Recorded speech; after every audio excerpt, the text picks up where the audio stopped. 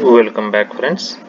Today we are going to learn more about the priority queue and how to implement complex comparators for priority queue in Java.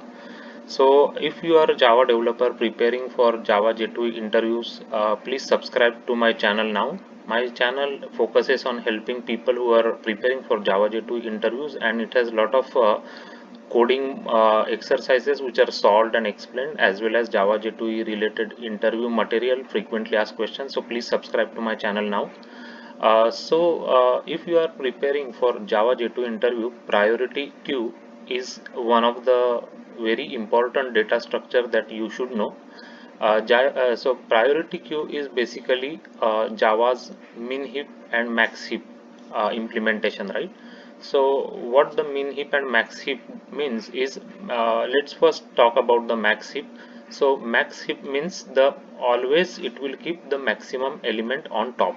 So for example, if you look into this queue, so as you can see, always like let's say 100, then 80, then 40, then 20. If we put in integers like this, then always the highest integers like 100 in this case will be on top of the queue, right? So that is called as max heap. If you remove 100 from the queue, then next max will become the max, like 80 will be the max in that case, right?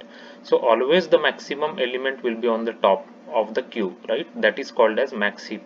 And the other is called as min heap, that is a reverse, right? In that way, minimum element will be on the top always. For example, in this case you can see like the 20, 40, 80 and 100. 20 is on top, so if 20 is removed from the queue, then next 40 will be on top. So always it makes sure that the minimum element is on the top of the queue. So this is the very important property that can help us solving many of the interview questions. So make sure you understand the priority queue and practice some examples of priority queue. So I am going to see you how to implement complex comparators in priority queue in today's session.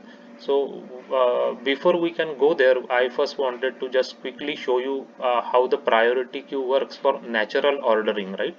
So natural ordering means, let's say for example, we created a priority queue of integers, called it as PQ1, right? And we just offered 4321. So we offered four elements, four numbers into the priority queue of integer.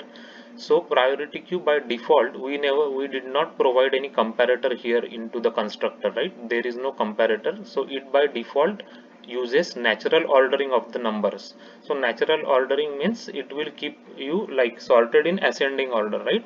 So here when we do a while loop and when we poll elements from the priority queue here, then you will see that the elements are getting polled in ascending order basically. So I'll just run this and show you that.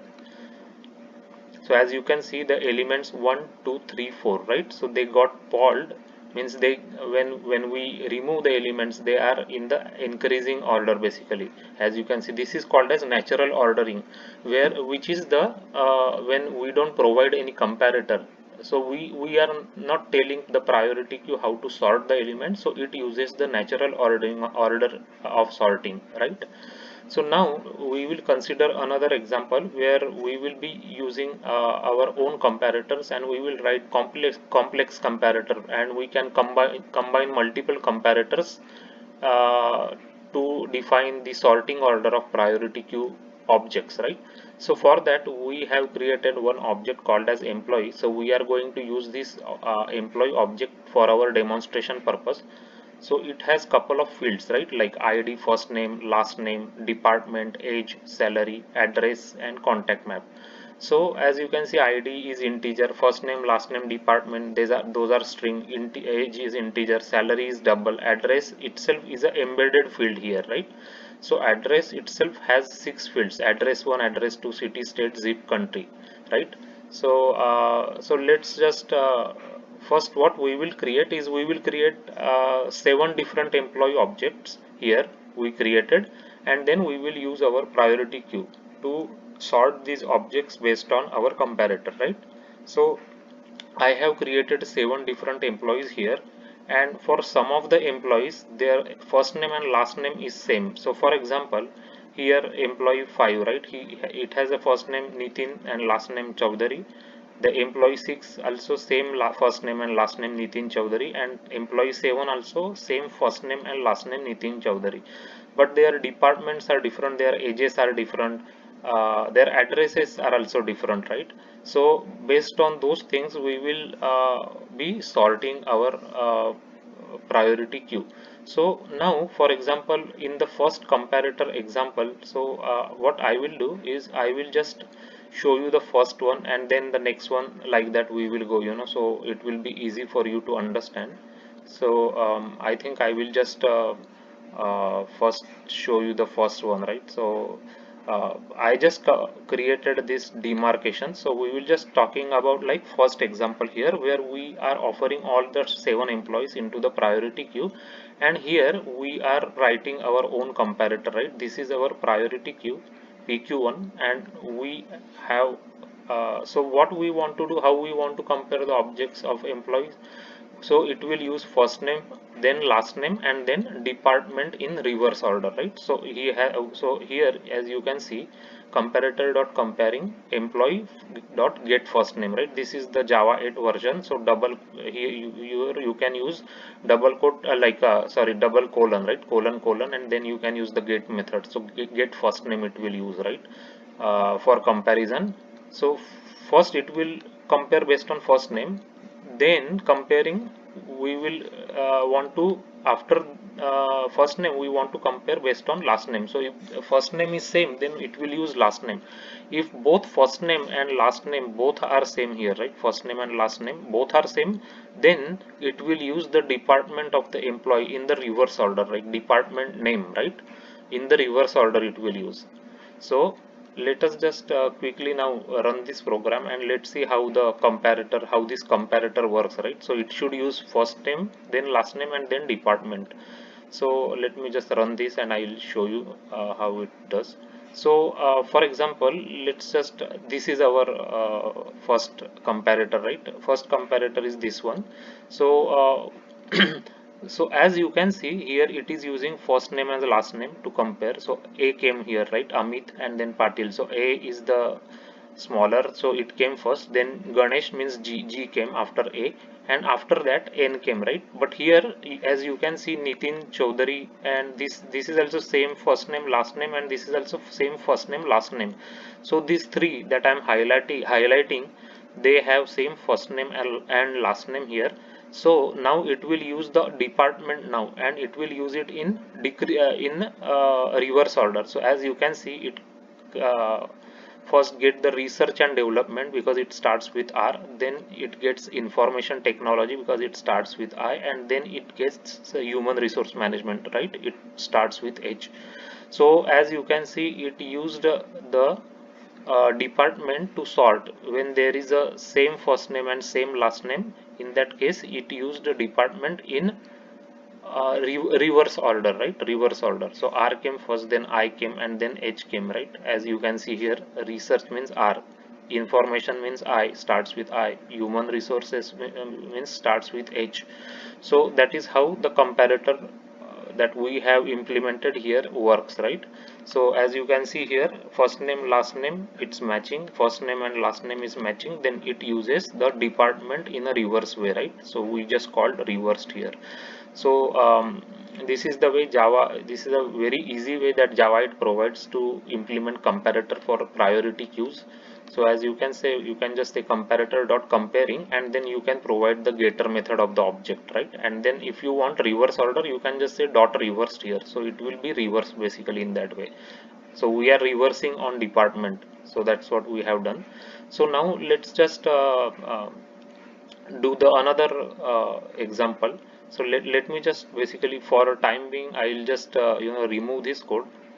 So we don't want to re-execute it again, so we will just remove this. So we have another comparator now to look for. So here our comparator, the next one we have again first name and last name, but if first name and last name is same, we want to use zip code of the employee, and it should be in reverse order, right? So here again we have created the priority queue PQ2 for employee objects, and we are writing comparator here. So first one is the get first name comparator, and then we are joining that with get last name here, and then if both are same, then we will be using get zip code comparator, and we want to reverse it, so we just said reversed here. So I implemented this get zip code comparator here. So it uses the nested object, right? So we have to implement the get zip code comparator like this, where you can call e1 and e2, you can pass here as lambda expressions, and you can say e1 dot get address dot get zip, right? Because zip code is belongs to address class, right? So that's why, as you can see, zip code is belong to address class, and address class is a nested class for employee, right? Address class is a nested class for employee, as I'm highlighting here, right? So that's why we have to define zip code comparator like this. So we are comparing e1's address zip code with e2 address zip code here, right? So let's just go back and execute this code, so I can show you how the zip code now it will uses, and we are using reverse, right? So zip code will be reversed. Okay, so let's just execute this. So now, as you can see, again it uses first name and last name. So first Amit Patil came, then Ganesh Chaudhary came, right? Now for these three employees, the first name and last name is same, as you can see it here, right? The same first name, last name, Nitin Chaudhary, and here also Nitin Chaudhary, right? So now it will use its zip code. So as you can see, the zip code is reverse order. So this one is the highest, right? 944404 is the highest. Then 94016 is less than that, if you calculate like integer, and this one is less than that basically, right? 85004 is less than 94016. So it is sorted based on the zip code in the reverse order, right? For this three employee objects which have same first name and last name, right? And this last employee, as you can see, these two employees, as you can see, they are coming like in alphabetically, right? So first name same, so it uses last name for sorting. Like Patil came after Chaudhary, right? C is before P, that's why P Patil came after Chaudhary, and the last one is Samir Chaudhary. So Samir is the last one. If you calculate, like if you see N is coming for, before the S, right, in alphabet, so that's how it is sorted. So that is another example that I wanted to show you. So we are again like using another priority queue, and we are now sorting based on first name, last name, and then zip code in reverse order. So this example we have already seen now, so I will just remove it from this program for now, because we want to go to the next comparator, we don't want to rerun this code. So now this is our next comparator, right, that we want to look.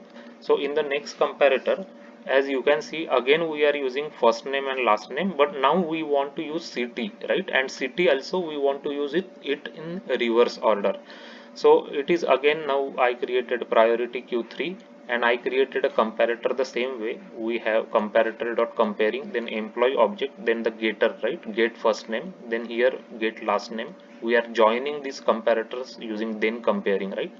And if first name and last name is matching, then we want to use the city actually, and we want to use city, but we want to reverse it, reverse order, right? So again we offered all the 7 employee objects here, and we are calling those objects from the priority q3. So let us just execute this code and see how it looks like now, right? So again, now we are using first name and last name. So as you can see, again first name, last name is coming like Amit came, Amit Patil, then Ganesh Chaudhary, because that's how alphabetically A come first, then G come after that. As you can see, these three highlighted employees have first name and last name same, so it will be using the city in descending order. So you can see city is San Francisco here, then city is Phoenix here, and then city is Foster City here. So it is in descending order, as you can see, right? S is the like last one, then P, and then F come, right? Means P, F come first, then P come, and then S come. So it is reverse basically, right? If you don't want to reverse the city, then you can just remove this dot reverse part, right? Then it will just show you the city in the natural ordering of city string, right? So again we executed this program. Now the first two is same, right? Amit Patil and Ganesh Patil. The thing is like when we have matching first name and last name, that happens in this case, right?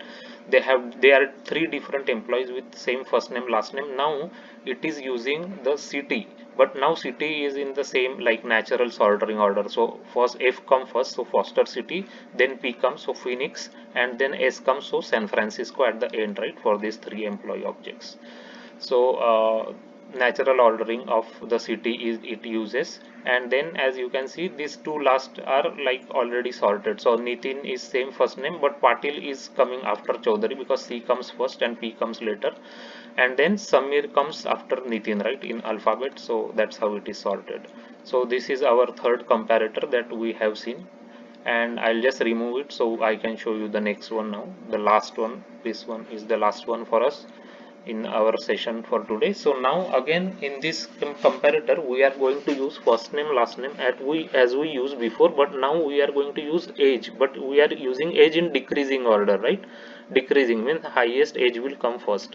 So same we have implemented comparator here like for first name, and then we are joining the comparator with last name, and then we are joining this age decreasing comparator that I have implemented here. So I pass E1 and E2 as a lambda expression, and since we want decreasing order, I'm just saying E2 dot age minus E1 dot age. So the result will be in a decreasing order of age, right? So I just offered all the 7 employees objects to the priority queue 4, and then we are polling the elements in the priority queue 4 here. So let's just run this example and look at the result. So now as you see, the first name, the first record and the second record is same, right? Because the first name is Amit, last name is Ganesh, so they are alphabetically sorted. Now the three highlighted records, these have same first name and last name. So we want to use age when we are sorting, right? And we want to use age in decreasing order. That's what we have given. So as you can see here, the age is decreasing order, right? 40, 36, 32. So the age is in decreasing order in the priority queue results. And after that we will get like the Nitin Patil. Patil is C is smaller than P, Chaudhary is smaller than Patil, so that's how it is sorted. And Samir is like Nitin is smaller than Samir, so Samir is the last record. So this is how you can join different comparators when you want to write complex comparator in sorting of priority queue, right? So this example would have given you enough idea of how to implement different comparators and complex comparators for priority queue when you have some sort of complex sorting when you want to implement, when you are polling the objects out of priority queue, right?